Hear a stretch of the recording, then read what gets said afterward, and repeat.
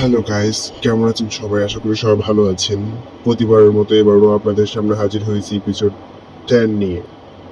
তো আশা করি আপনারা আমাদের বাকি এপিসোড 9 পর্যন্ত সবই দেখেছেন।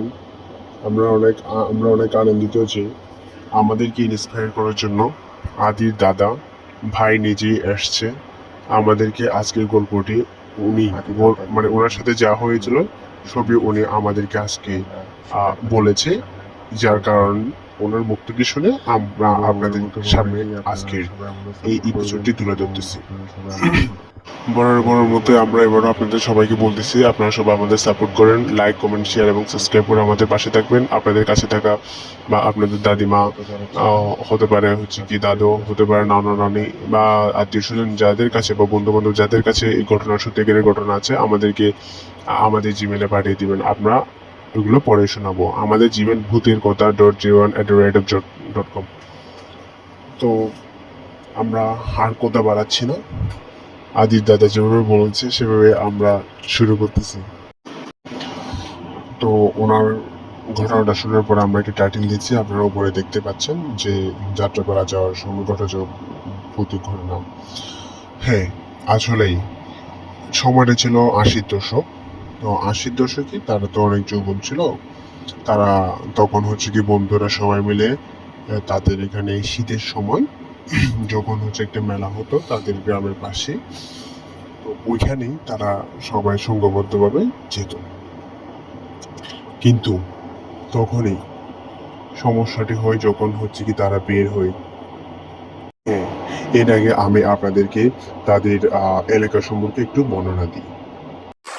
তাদের এমন একজন গ্রামটি ছিল তিনি আমাদেরকে ব্যক্ত করেছেন। খুবই কি বলবো গ্রামীণ বলতে হচ্ছে কি ধরেন একটা গ্রামে সর্বোচ্চ ঘর আছে 10টা 5টা এরকম, কিন্তু অনেক বড় গ্রাম। তো শীতের সময় আসলে সেখানে নাকি একটা মেলা হয়। তো মেলাতে সবাই যায় এবং রাতের বেলা কি সেখানে যাত্রাপালা হয় এবং ওখানে পুরুষরা থাকে, মেয়েরা তেমন একটা থাকে না অত রাতে। তো তাদের মুখ থেকেই শোনা যে বলতেছে তখন সন্ধ্যাবেলা হয়ে গেলে সন্ধ্যা হওয়ার আগে সবাই ঘরে ফিরে যেত, কোত্থেকার কেউ বের হতো না, দরজা জানালা শক্ত করে বেঁধে দিত।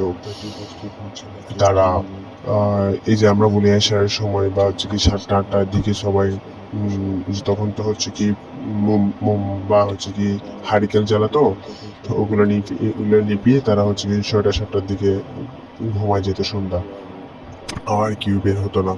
কিন্তু তাদের যাত্রাপালা শুরু হবে 8টা কি 9টার দিকে।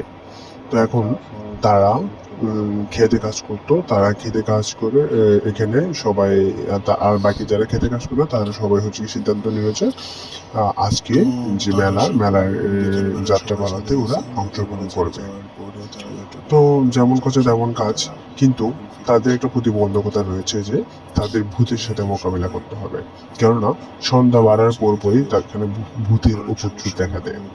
সন্ধ্যার পরপরই ভূত নেমে আসে তাদের সব জায়গায়, ওরা যেখানে যাই ভূত তাদের আক্রমণ করতে চায়। তো তারা যদি যেতে চায় তাহলে ওদের সাথে যুদ্ধ করেই তাদের সেখানে যেতে হবে। তো ওরা সবাই চিন্তা করলো যে যে আমরা কি করব, আমরা যেহেতু যাচ্ছি আমরা যাওয়ার সময় ওদের সাথে মানে মোকাবেলা করব না, আমরা সন্ধ্যা হওয়ার আগেই বের হয়ে পড়ব এবং আসার সময় আমরা পূর্ণাঙ্গ প্রস্তুতি নিয়ে তাদের সাথে মোকাবিলা করে ঘরে ফিরবো। তো তখনকার যে গ্রামীণ জীবনটা ছিল কি ভূতের সাথে যুদ্ধ করে জীবন। যদি সন্ধ্যার পর কেউ বাসা থেকে বের হয় তার অবশ্যই তাকে ভূতের মুখোমুখি হতে হতো। ঠিক আছে, তারা সবাই বিকেল বেলার মধ্যে যাত্রাপালা চলে গেল এবং সেখানে যাত্রা শেষ করে আসবে। আসার পথে একটা, তখন তো আর রাস্তা ছিল না, তখন ছিল কি যে ওই ক্ষেতের ক্ষেতের কি আইল বলতো নাকি আইল বলছে যে মানে দুই দিকে দুইজনের জায়গায় মধ্যখানে একটা ছোট্ট করে কতগুলা মাটি রাখতো, যেটা সীমানা যাতে নির্ণয় করা যায়। ওইটাই ছিল তাদের মূলত রাস্তা। ওটা সর্বোচ্চ হবে 10 ইঞ্চি বা কিংবা 7 ইঞ্চি এই টাইপের। ওদিক দিয়ে তারা হেঁটে হেঁটে বাসায় আসতো বা বাসায় যেত। তো তেমনই তারা সবাই আসতেছিল প্রতিমধ্যে আস্তে আস্তে পাশে ছিল হচ্ছে কি আমরা যে এখন বাটারি বলি বা ঝাড়ু গাছ ছিল। তারপর ওদিক দিয়ে ছিল ওদিক দিয়ে ছিল হচ্ছে কি যে ক্ষেত। এক পাশে ঝাড়ু গাছ, এক পাশে ক্ষেত ছিল। তো তারা ওটা পার করে আসতেছে। ওটা পার করে আসার সময় তাদের কেমন যেন অনুভূত হয়েছে কি সামনে হয়তো তাদের জন্য বিপদ অপেক্ষা করতেছে, এমনটা তারা সবাই চিন্তা করলো। তো তারা সবাই এখানে থমকে গেল, সবাই দাঁড়ায় গেল। দাঁড়ায় যাওয়ার পরে সবাই পূর্ণাঙ্গ বস্তু দিল, যা তারা যেগুলো নিয়ে গেছিল। কেউ দা নিয়ে গেছিল, কেউ লোহা নিয়ে গেছিল, আবার কেউ হচ্ছে কি যে ছুরি নিয়ে গেছিল। বিভিন্ন যার কাছে যার বাসায় যেরকম ছিল সেরকম তারা হচ্ছে কি মোকাবিলা করার জন্য ওই জিনিসগুলো নিয়ে গেছে। তো তারা আস্তে আস্তে আসার সময় নাকি আহ, আসার সময় মানে হচ্ছে কি যে ওই যে ক্ষেতের জমিটা ছিল ওটা শেষ করার পরে দেন ছোট্ট একটা খাদ ছিল। খাদ বলতে গেলে বর্ষার সময় পানি হতো, এমনিতে পানি থাকতো না। ওই খাদে নামার সাথে সাথে নাকি উপর দিক থেকে একটা কেউ দুইটা পা দুদিক দিয়ে দিছে, বলছে এদিক দিয়ে যাও।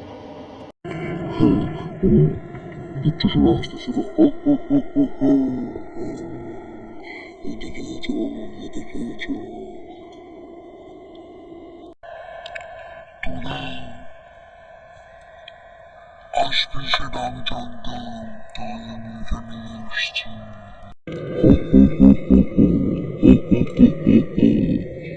যাও, এদিকে যাও, আমার নিচ দিয়ে যাও। তো তারা সবাই ভয় পাওয়ার পাত্র না, কারণ তারা তো এটা করে আসতেছে প্রতিনিয়ত। তো তারা তাকে ওয়ার্নিং দিল যে তুই চলে যা, এখান থেকে চলে যা, না হলে আমরা তোর ক্ষতি করতে পারি।